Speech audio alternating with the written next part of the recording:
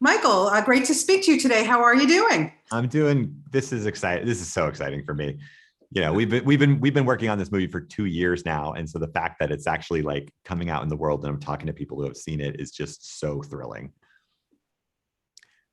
And it seems like she Well, froze. it's an exciting and thrilling film. You have okay. Can you see me? Can you hear me? Okay. Yeah, now I can. Yeah. Sorry. Okay. Let's start again. No problem. Yeah. Congratulations on this. And boy, if this doesn't make you think, I don't know. What do you have? Like a heart of stone and a cold head? Honestly, what was it about this material, first of all, that really spoke to you?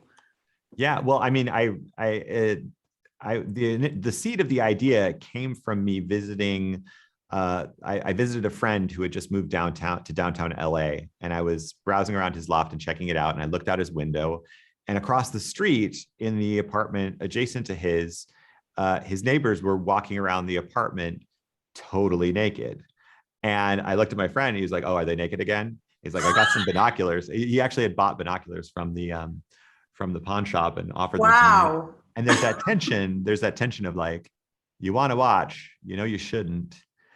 And I thought of it as being like kind of this perfect allegory that sort of mirrors how we feel about sites like Instagram, Right. where we find ourselves going down these rabbit holes and peering into other people's lives, and how that makes our own lives feel dissatisfying by comparison.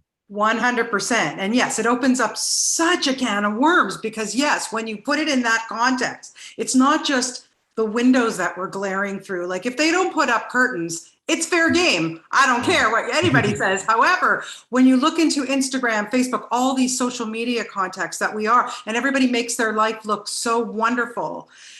Boy, does that ever make you think, like, truly, you have really hit on a nerve with this film. Oh, thank you. It's so thrilling to hear you say that. Honestly, and I love the fact that it's set in Montreal and obviously shot in Montreal. Why Montreal?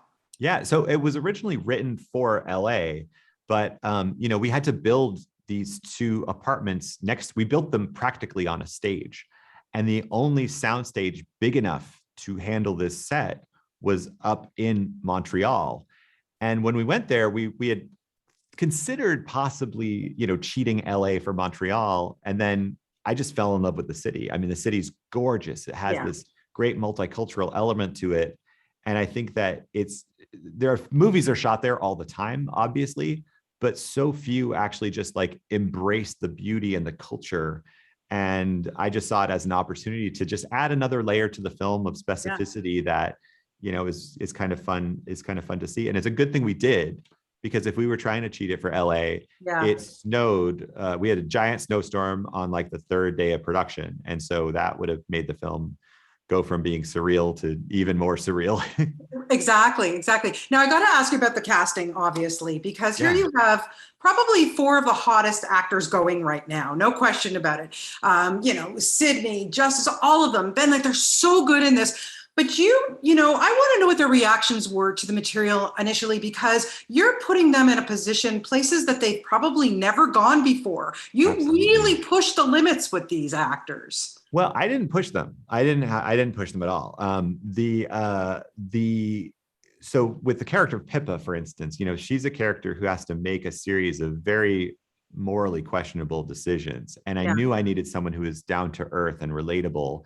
So as she's falling down that rabbit hole, we want to go with her. And so I'd worked with Sid on a television show called Everything Sucks. Yes. And we had only scratched the surface of what we had. I knew I was only scratching the surface of what she was capable of before that show ended. And since then, I've just admired her performances in Handmaid's Tale and Cassie in Euphoria, and then she pops up in Tarantino's movie, right? Yeah, and The White Lotus. I mean, in The White Lotus, of course. Yeah. Yes. Wow. Yeah, how can I forget? Yeah. And so when I, as a fan of hers, I was like, this script is perfect. It'll showcase this other side of Sid that the world hasn't seen. But as a friend, I was nervous to approach her because I knew this had a lot of scenes of intimacy, and that's ultimately a personal decision. And I didn't want our past working relationship to cloud what would have been, what is a personal decision. And so I told her, like, if you have any hesitation, don't do this movie. Right. But she jumped right in, you know, and we brought along the intimacy coordinator from Euphoria that she was comfortable with. Yeah. And a sort of a similar thing happened with the other actors where I just found people who wanted to make a movie that was going to be incredibly visceral in this way. And so I would have never tried to, you know, I didn't have to push them. They came to me and they were like, "We're in. Let's do this. Let's make this intense." And so that's Well, what we ended up with. yeah, they were terrific. I thought you did such a great job with it. Thank It you. was very stylistic. And like I said, so made me think about putting more curtains around my home. Thank you so much for Thank your you. time today, Take Michael. care. And best of luck with the film. Thank you. Thank you. Thank you. Okay. Bye.